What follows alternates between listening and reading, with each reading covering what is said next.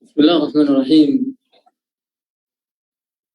Assalamualaikum warahmatullahi wabarakatuh. Alhamdulillahi rabbil alamin. Al-qail fi kitabihil karim.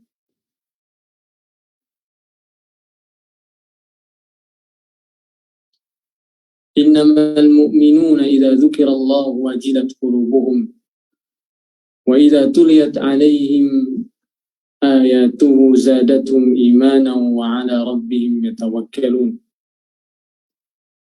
Wassalatu wassalamu ala Rasulillah sallallahu alaihi wasallam wa ala alihi wa sahbihi ajma'in, amma ba'du. Alaihi wasallam wa ala ikhwatal iman, kaum muslimin dan muslimat yang berbahagia. Alhamdulillah, pada kesempatan yang barakah ini kita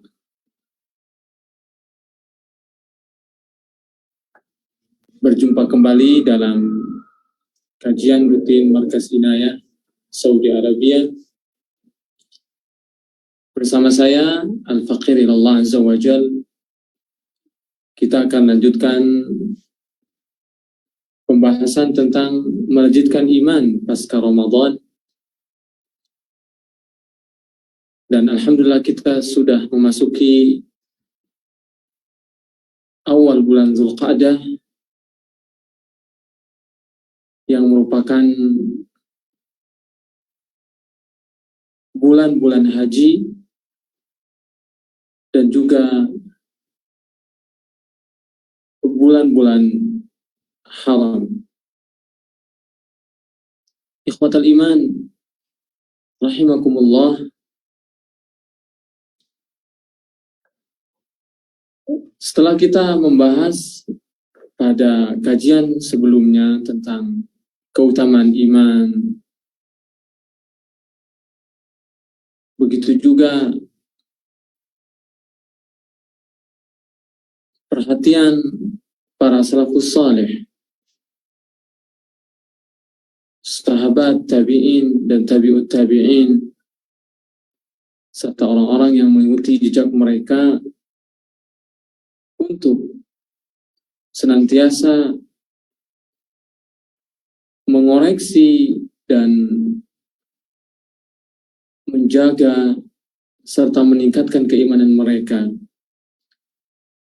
Telah kita dengar dan kita baca bersama bagaimana ungkapan-ungkapan mereka tentang pentingnya untuk selalu mengoreksi dan melihat serta mengukur kualitas keimanan kita kepada Allah Subhanahu wa Ta'ala sebelum kita menilai, mengukur, mengoreksi atau mengevaluasi yang lainnya.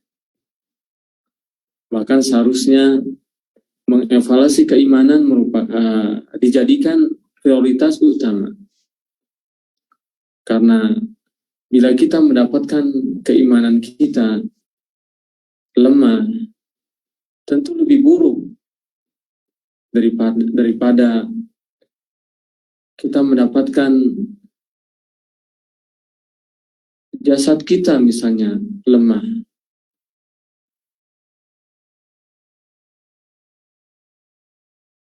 Begitu juga ketika kita melihat atau menilai keimanan kita menurun, maka tentu itu lebih buruk daripada ketika mendapatkan bahwa bisnis kita misalnya atau usaha kita menurun. Apalagi jika kita mendapatkan keimanan kita buruk, keimanan kita rusak, tentu ini adalah musibah yang paling besar dalam hidup kita dibandingkan ketika kita melihat ekonomi kita misalnya atau keadaan sosial kita misalnya buruk di mata manusia. Perbandingan ini seharusnya senantiasa kita hadirkan agar kita selalu merasakan bahwa keimanan ada adalah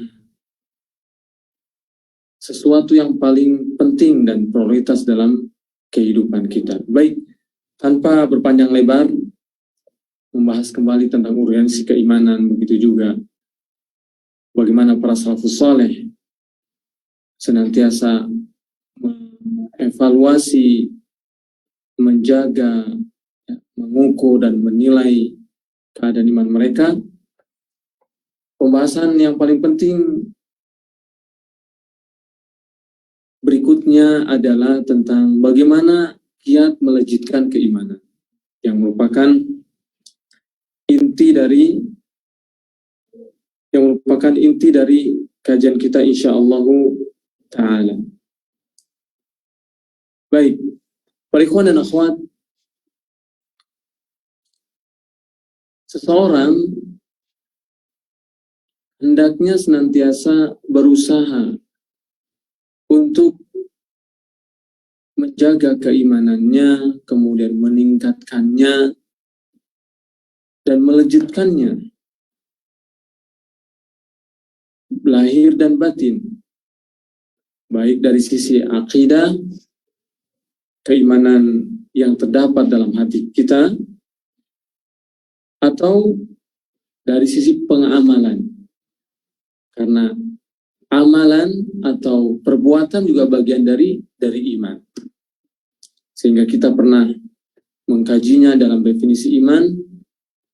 Yang benar adalah qaulun wa amalun wa i'tiqad. Jadi iman mencakup ucapan, perbuatan, dan juga i'tiqad, akidah. Seharusnya kita selalu berusaha meningkatkan keimanan kita dengan 3 unsur tersebut: akidah, kemudian ucapan dan perbuatan. Yang kedua, juga kita harus senantiasa berusaha menghalau atau menghindari hal-hal yang akan mengurangi, hal-hal yang akan merusak, bahkan membatalkan keimanan kita. Dari fitnah-fitnah yang begitu jelas, fitnah yang terlihat, fitnah yang tidak terlihat. Dan ketika kita menemukan kekurangan, ketika menemukan keburukan dan kelemahan dalam keimanan kita, baik dalam keyakinan atau akidah atau perbuatan amal kita, maka segera kita bertobat kepada Allah Subhanahu wa Ta'ala dengan memperbaiki, menyempurnakan, dan meningkatkan. 2 hal inilah yang harus senantiasa diperhatikan oleh setiap mukmin yang mengamalkan imannya, meningkatkan imannya, melejitkan imannya, kemudian dia juga senantiasa menjaga keimanannya dari hal-hal yang akan mengurangi, dari hal-hal yang akan merusak, bahkan hal-hal yang akan membatalkan. Oleh karena itu, kita harus mengetahui apa saja hal-hal yang akan melejitkan keimanan kita dan apa saja hal-hal yang akan mengurangi dan melemahkan keimanan kita. Para ulama seringkali menyebutkan dalam definisi iman, al-imanu qaulun wa amal wa i'tiqad yazidu bit-ta'ati wa yanqus bil ma'siyah. Jadi iman itu keyakinan, ucapan dan perbuatan yang bertambah dengan ketaatan,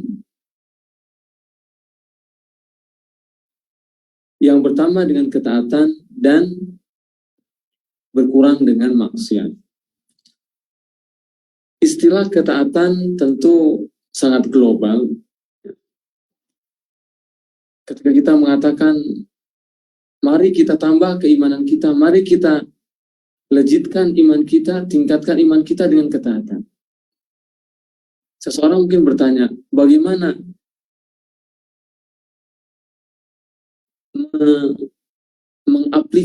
mengaplikasikan ketaatan tersebut dalam kehidupan sehari-hari. Sehingga kita mengetahui bahwa keimanan kita bisa bertambah. Sehingga kita bisa mengukur. Dan yang lebih penting dari itu, kita bisa juga mulai merubah kegiatan kita, aktivitas kita sehari-hari, jadwal rutinitas kita sehari-hari, sehingga kita akan memilih aktivitas-aktivitas yang mampu meningkatkan keimanan kita. Jadi istilah atau pernyataan ulama tadi bahwa iman akan bertambah dengan ketaatan, perlu kita rincikan kembali, dan insya Allah akan kita kaji. Mudah-mudahan Allah Subhanahu wa Ta'ala memberikan kemudahan. Baik, jika kita rinci para ikhwan akhwat, apa saja kiat-kiat yang mampu melejitkan keimanan kita? Dan secara umum saya tadi katakan bahwa ketaatanlah yang akan meningkatkan keimanan kita, yang akan menambah keimanan kita. Tapi rinciannya, turunannya, kita akan bahas satu persatu insya Allah. Mudah-mudahan cukup waktunya. Yang pertama adalah mengkaji ilmu syar'i. Mengkaji ilmu syar'i atau belajar ilmu syar'i. Jadi kiat pertama untuk melejitkan keimanan kita adalah banyak-banyak belajar ilmu syar'i. Kita mengatakan ilmu syar'i adalah ilmu Al-Quran dan Sunnah. Karena itu yang paling utama untuk melejitkan keimanan adalah dengan meningkatkan interaksi kita bersama Al-Quran. Baik membaca, apalagi mentadaburi dan mengamalkan. Maka dalam sebuah ayat yang tadi saya baca, innamal mu'minuna idza dzukirallahu wajilat qulubuhum wa idza tuliyat 'alaihim ayatuhu zadatuhum imana. Nah, ketika dibacakan ayat-ayat Allah Subhanahu wa Ta'ala, maka keimanannya akan bertambah. Ya. Dalam ayat lain Allah mengatakan, wa idza ma unzilat suratun faminhum may yaqulu ayyukum zadatum imana. Ketika diturunkan ayat surat, ada yang bertanya, siapa yang bertambah imannya? Fa ammal ladzina amanu fazadatum imana wa hum yastabshirun. Maka adapun orang-orang yang beriman, mereka bertambah keimanannya ketika membaca Al-Quran. Mengapa Al-Quran? Karena Al-Quran menunjukkan kepada sesuatu yang paling benar, paling baik, paling sempurna. Inna hadzal Qur'ana yahdi lillati hiya aqwam. Sesungguhnya Al-Quran menunjukkan kepada sesuatu yang paling sempurna. Dan yang paling penting dalam kehidupan kita adalah keimanan. Oleh karena itu, jika kita menginginkan iman yang sempurna, maka kita harus kembali kepada Al-Quran. Karena Al-Quran telah menunjukkan bagaimana cara beriman yang sempurna. Tentu, selain membaca, ada metode yang lebih baik untuk meningkatkan keimanan, yaitu dengan mentadaburi Al-Quran. Dengan mentadaburi Al-Quran, memahami Al-Quran, menghayati dan merenungi, sebelumnya tentu memahami dan mentafsirkan Al-Quran. Inilah kiat yang pertama. Sayang sekali saya tidak bisa membahas lebih panjang karena waktu. Mudah-mudahan para ikhwan dan akhwat bisa mencatatnya atau menggarisbawahinya, kemudian nanti bisa diperdalam dan dikembangkan. Sekali lagi, kiat yang pertama adalah belajar ilmu syar'i. Dengan meningkatkan kajian, meningkatkan belajar, meningkatkan mencari ilmu syar'i, Al-Quran dan Sunnah, maka insya Allah keimanan kita akan bertambah dan meningkat. Yang kedua, mengetahui nama-nama Allah dan sifat-sifatnya. Mengetahui nama Allah dan sifatnya. Ini bagian dari ilmu syar'i, ilmu tauhid, ilmu akidah. Tapi lebih khusus lagi, karena kita berbicara tentang iman kepada Allah, yang merupakan landasan bagi iman-iman yang lain. Rukun iman yang 6 itu, iman kepada Allah, malaikat, Rasul, kitab, hari akhir, qada dan qadar. Landasannya adalah iman kepada Allah. Paling pokok adalah iman kepada Allah. Oleh karena itu, untuk meningkatkan iman kita kepada Allah, maka seharusnya kita mengetahui, mengenal Allah dengan nama-nama dan sifatnya. Oleh karena itu, barang siapa yang lebih mengenal Allah Subhanahu wa Ta'ala, maka keimanannya juga lebih baik.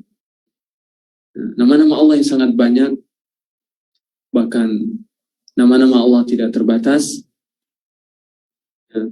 Meskipun Rasulullah SAW pernah bersabda, Inna lillahi tis'atan wa tis'ina isman mi'ah illa wahid. Allah memiliki 99 nama, 100 kurang 1. Man ahsaha dakhlal jannah, siapa yang menghafalnya, memahaminya, dan juga mengamalkannya, maka dia akan masuk surga. Sebelum dia masuk surga, dia akan merasakan kehidupan, dia akan merasakan surga dunia, berupa ketenangan, berupa ketentraman, ridha kepada Allah, cinta kepada Allah Subhanahu wa Ta'ala. Surga dunia. Sebelum dia masuk nanti ke surga Allah di akhirat. 99 tidak membatasi, karena ternyata jika kita melihat penjelasan-penjelasan yang lain dari Rasulullah SAW, kita mendapatkan nama Allah Subhanahu wa Ta'ala dan sifat-sifatnya lebih dari 99. Jadi sekali lagi, kiat yang kedua adalah dengan mengetahui dan meningkatkan pengetahuan kita terhadap nama-nama Allah Subhanahu wa Ta'ala. Yang ketiga, merenungi dan menghayati sirah Rasulullah SAW. Siapa orang yang paling tinggi imannya? Siapa orang yang paling baik imannya kepada Allah? Rasulullah SAW, yang merupakan kekasih Allah, yang merupakan Sayyidul Anbiya wal Mursalin, yang membuka pintu surga, yang memegang kunci surga, yang memiliki syafaat uzma, Rasulullah SAW. Maka sudah sepatutnya bagi kita yang menginginkan atau mengharapkan iman yang sempurna, kita patut mengenal, patut mengkaji, patut mengetahui, menghayati perjalanan hidup Rasulullah SAW yang kehidupannya penuh dengan keimanan. Beliau telah mencontohkan bagaimana beliau bangun tidur hingga beliau tidur kembali, bagaimana beliau di rumah, bagaimana beliau di pasar, bagaimana beliau di masjid, bagaimana beliau di medan jihad. Beliau adalah tauladan terbaik bagi kita dan tauladan terbaik yang paling utama adalah dalam keimanan. Maka sudah saatnya ketika kita membaca sirah, kaitkan dengan keimanan. Bahwa kita ingin menambah keimanan dengan membaca sirah Rasulullah SAW. Dan ini para ikhwan dan akhwat senantiasa diperhatikan oleh para salafus saleh. Zainal Abidin Ali bin Al-Husain mengatakan, kunna nu'allim maghazi Nabi SAW kama nu'allim as-surah min Al-Quran. Kami mengajarkan sirah Rasulullah SAW itu seperti mengajarkan Al-Quran. Jadi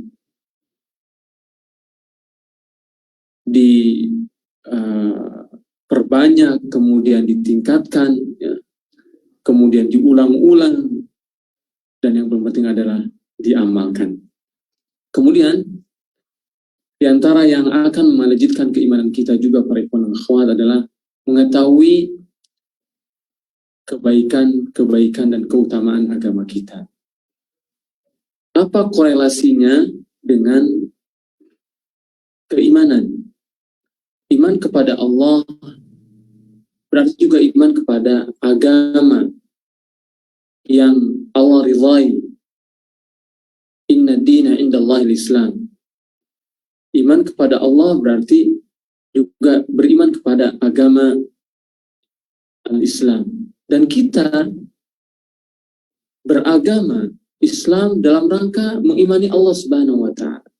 Agama Islam yang merupakan praktik dari keimanan kita kepada Allah Subhanahu wa Ta'ala. Oleh karena itu, iman dan Islam ini sangat menarik. Iman dan Islam itu saling terkait. Sehingga ada istilah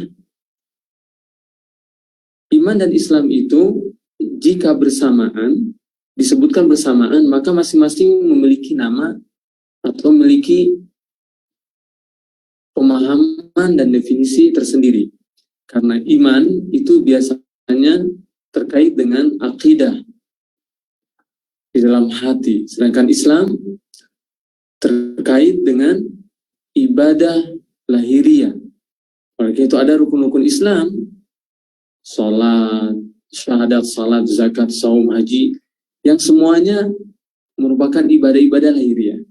Sedangkan rukun-rukun iman merupakan keyakinan dalam hati, keimanan pada Allah, pada malaikat, pada para nabi, pada rasul, pada takdir, pada hari akhir. Tapi jika disebutkan satu saja, maka iman dan Islam itu akan menyatu. Ketika disebutkan iman saja, artinya iman dan Islam. Dan ketika disebutkan Islam saja, artinya ada iman dan ada Islam di situ. Oleh karena itu, maksud saya, kita berislam ini artinya kita sedang mewujudkan keimanan kita. Ya.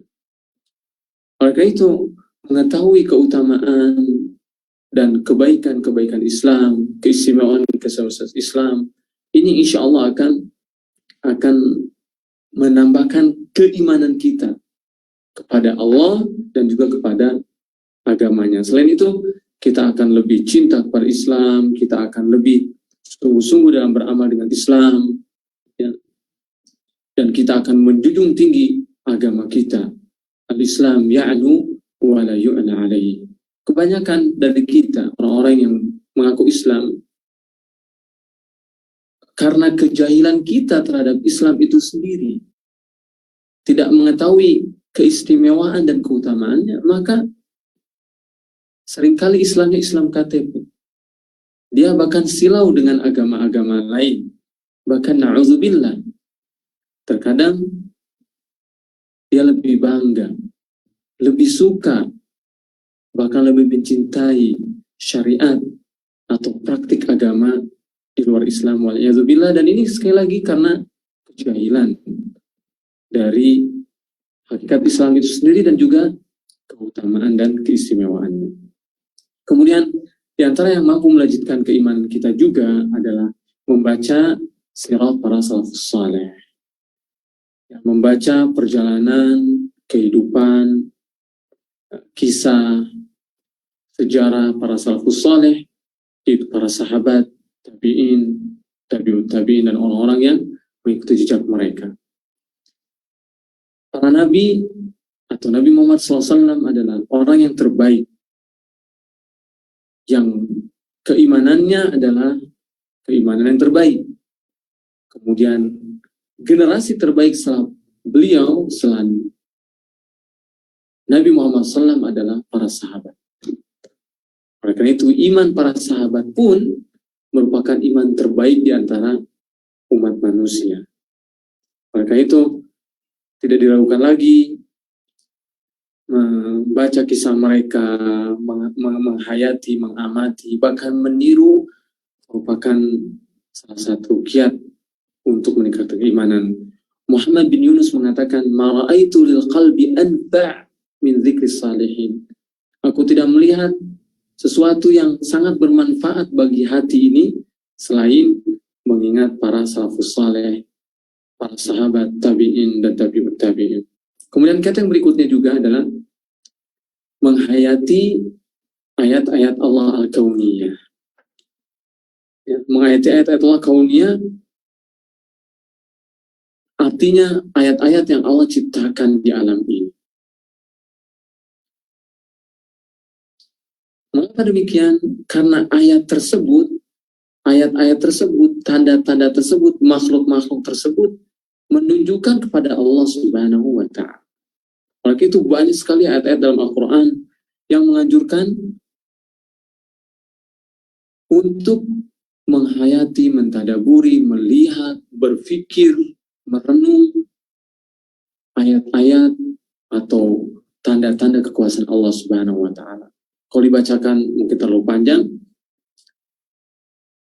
dan ini menguatkan bahwa kiat tersebut sangat mujarab dalam mungkin meningkatkan keimanan kepada Allah Subhanahu wa Ta'ala. Ketika kita melihat gunung yang begitu besar, afala yanzuruna ilal jibal, ya, wa ilal jibali kaifa nusibat, bagaimana gunung itu ditegakkan. Apalagi kita membaca hadis-hadis yang lebih besar tentang makhluk yang lebih besar dari gunung. Gunung aja sudah besar, apalagi kita membaca hadis tentang langit, tentang arsy, sebelumnya tentang kursi,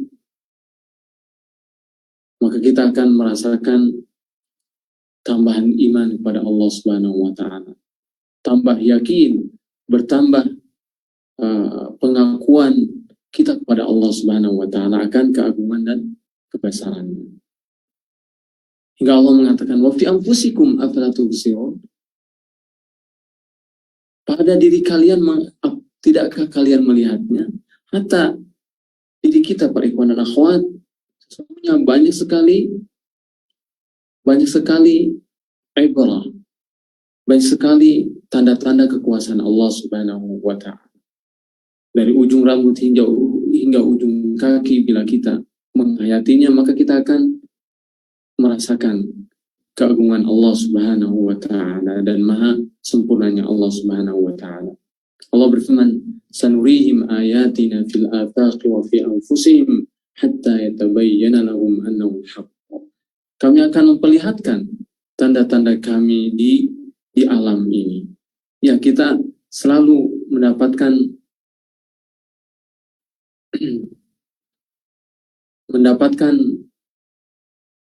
tanda-tanda kebesaran Allah dalam makhluknya, baik di alam ini maupun dalam diri kita. Sekali lagi, mentadaburi ayat-ayat kauniyah mampu melejitkan keimanan kita kepada Allah Subhanahu wa Ta'ala. Baik, para ikhwan dan akhwat, jika kita rangkum kiat-kiat tadi, maka lebih kepada pengamalan hati, ya, dan juga pikiran. Hati dan pikiran ini saling terkait. Bahkan para ulama mengatakan sumbernya ada dalam hati. Hatilah yang berpikir, hatilah yang menghayati, hatilah yang merenung. Kemudian ada akal yang memahami, akal yang mencernanya. Nah, kiat berikutnya lebih kepada amal perbuatan. Maka itu yang ini akan menjadi penutup kiat-kiat melejitkan keimanan kita kepada Allah, yaitu dengan meningkatkan ketaatan dan mengerjakan perintah-perintah Allah Subhanahu wa Ta'ala. Ya.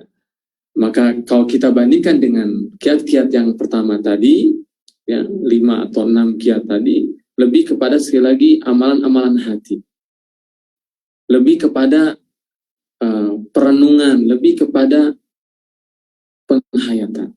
Sedangkan yang sekarang ini adalah bagaimana iman itu akan meningkat dengan meningkatkan ketaatan kita kepada Allah Subhanahu wa taala atau amal perbuatan. Meskipun kita ketahui bahwa amal perbuatan itu ada 3 juga ya, ada perbuatan-perbuatan hati, amalul qulub, ada perbuatan-perbuatan lisan, dan juga ada perbuatan-perbuatan anggota badan. Dan ini mampu meningkatkan keimanan kita ya, karena amal perbuatan merupakan indikasi atau tanda baiknya keimanan dalam hati kita. Sehingga kesalehan iman, kesalehan batin itu ditunjukkan dengan kesalehan amal perbuatan. Sehingga ketika kita mampu meningkatkan amal perbuatan, insya Allah iman dalam hati kita, iman dalam batin kita juga akan bertambah. Jadi meningkatkan amal perbuatan baik dalam hati kita, amal-amalan hati ya, khauf, raja, mahabbah, tawakal, kemudian raghbah dan seterusnya. Kemudian amalan-amalan lisan, zikir, membaca Quran, berucap yang baik ya, dan seterusnya. Kemudian juga amalan perbuatan yang juga sangat banyak ya, contoh-contohnya. Inilah para ikhwan dan akhwat kiat melejitkan keimanan kita kepada Allah Subhanahu wa taala. Tentu kiat-kiat tadi berlaku sepanjang zaman ya. Sesuai dengan judulnya, melejitkan keimanan pasca Ramadan. Kita sekarang memasuki bulan Dzulqa'dah, kemudian nanti bulan Dzulhijjah, dan begitu seterusnya hingga kita berjumpa kembali ke Ramadan. Kiat-kiat tadi mudah-mudahan bisa kita pertahankan dan kita realisasikan dan kita tingkatkan. Insya Allah cukup jelas, dan mudah-mudahan Allah memberikan taufik kepada kita untuk bisa mengamalkannya. Yang terakhir, setelah kita mengetahui kiat-kiat untuk melejitkan keimanan, kita pun harus mengetahui apa sebab-sebab yang akan merusak atau minimal melemahkan keimanan kita.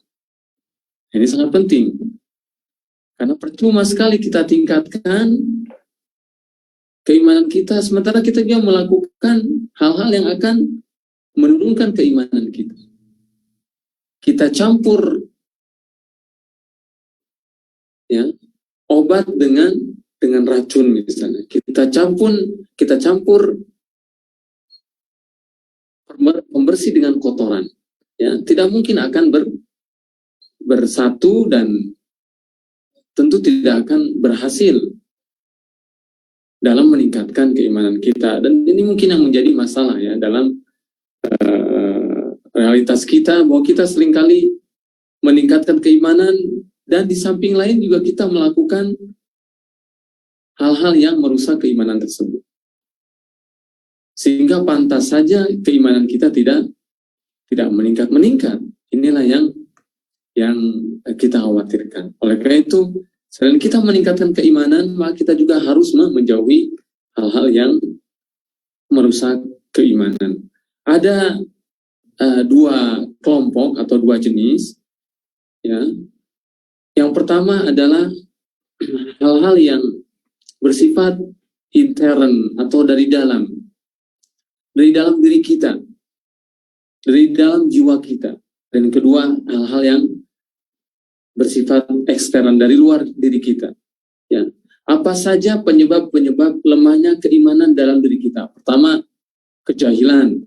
Jahil dengan Allah Subhanahu wa taala, jahil dengan keimanan, jahil dengan Islam, jahil dengan syariat. Ini adalah penyebab kelemahan yang terbesar. Ya.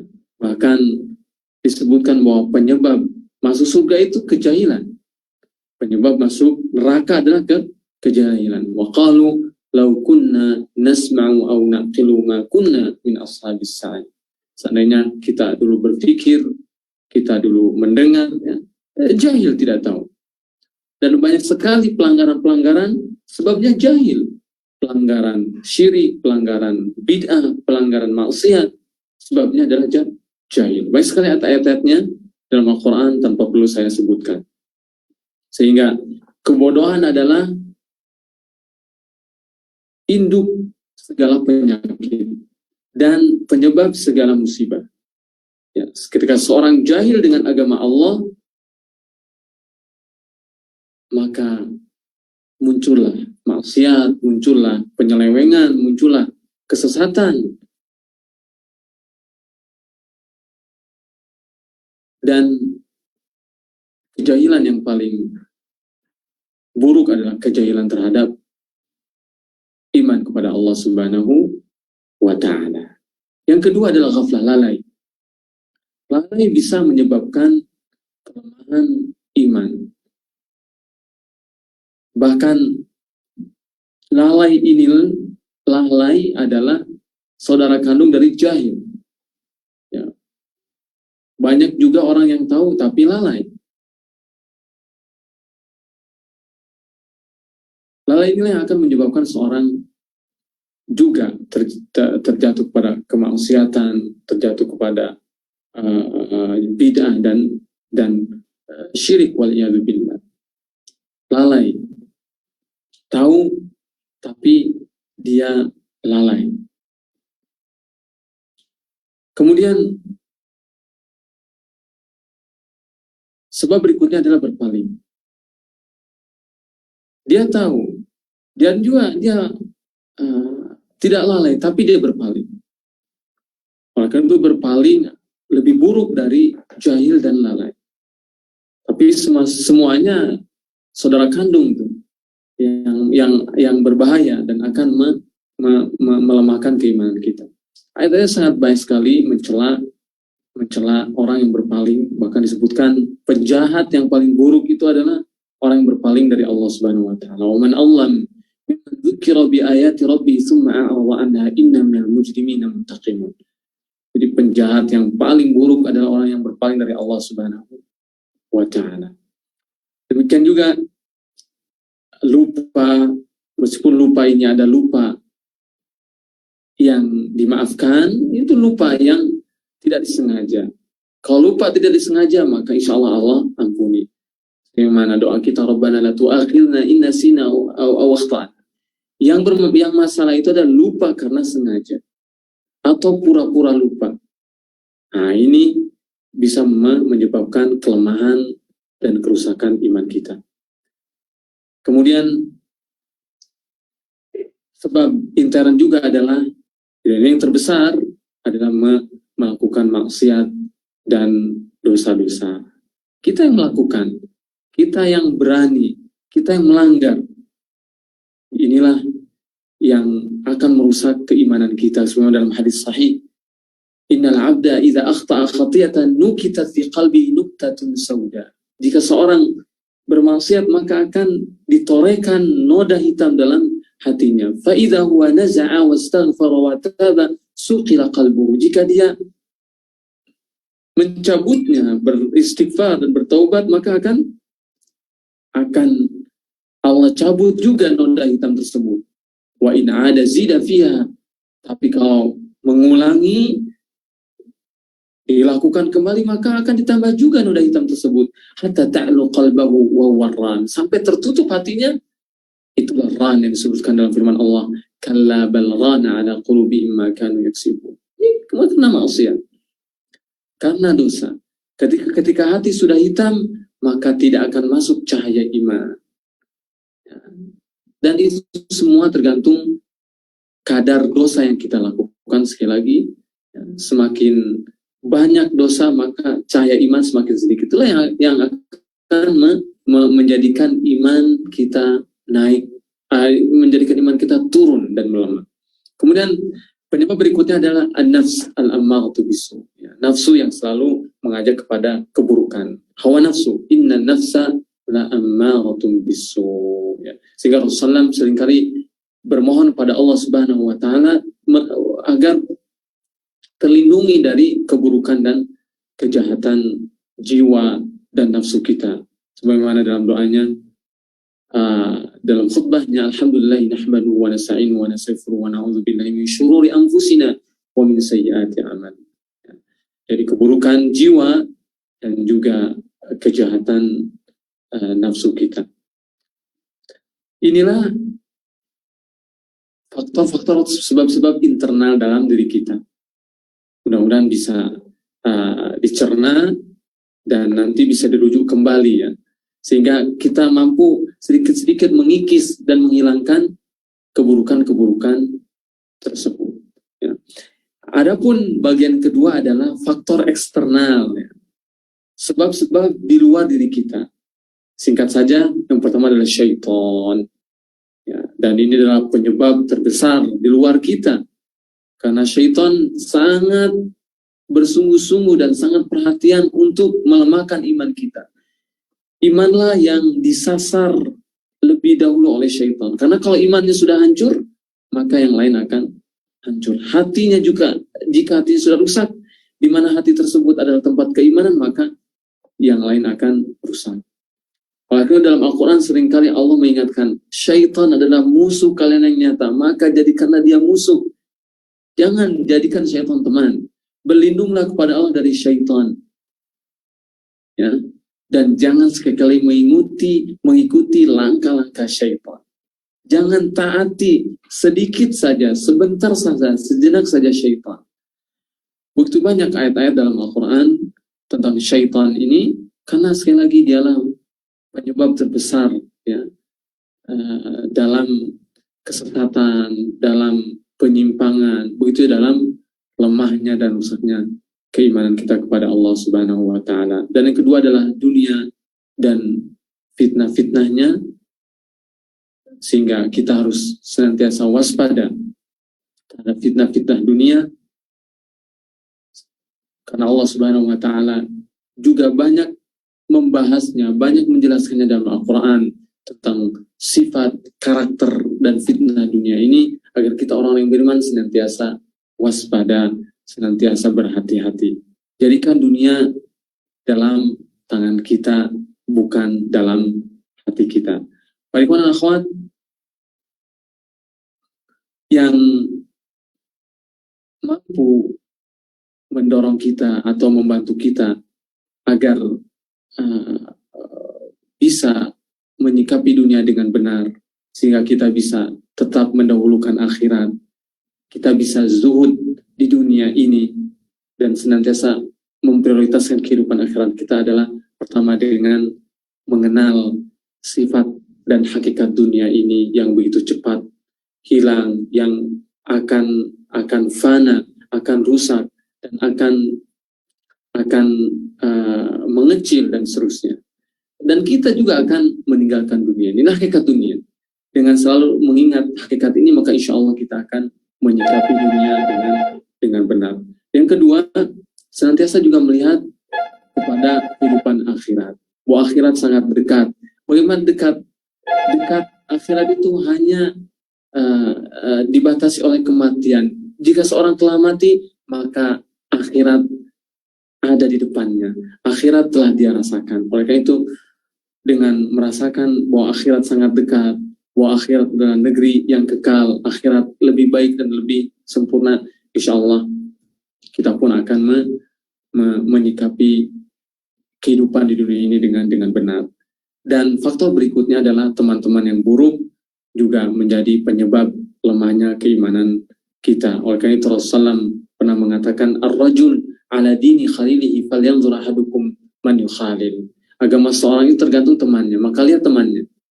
Kalau iman temannya baik, maka insya Allah dia baik. Tapi kalau iman temannya buruk, maka iman dia juga akan buruk. Maka selalu pilihlah teman-teman terbaik, teman-teman yang akan meningkatkan keimanan kita, dan hindari teman-teman yang akan merusak keimanan kita. Bagaimana akhwat, inilah 3 faktor eksternal ya, syaitan, kemudian dunia dan fitnahnya, begitu juga teman dan lingkungan yang buruk yang akan melemahkan dan merusak keimanan kita. Demikian kajian kita pada kesempatan kali ini, dan mohon maaf karena saya harus menambah waktu untuk menyelesaikan pembahasan yang penting ini. Sekali lagi saya mohon maaf atas tambahan waktu yang biasanya hanya 30 menit. Mudah-mudahan sekali lagi ada manfaatnya dan Allah Subhanahu wa taala memberikan kepada kita taufik dan hidayah sehingga kita bisa mengamalkan kiat-kiat tadi dan merasakan peningkatan kepada Allah. Demikian, al-afwa minkum wa sallallahu wasallam ala nabiyina Muhammadin wa ala alihi wa sahbihi ajmain wa akhiru da'wana alhamdulillahi rabbil alamin. Wassalamu alaikum warahmatullahi wabarakatuh.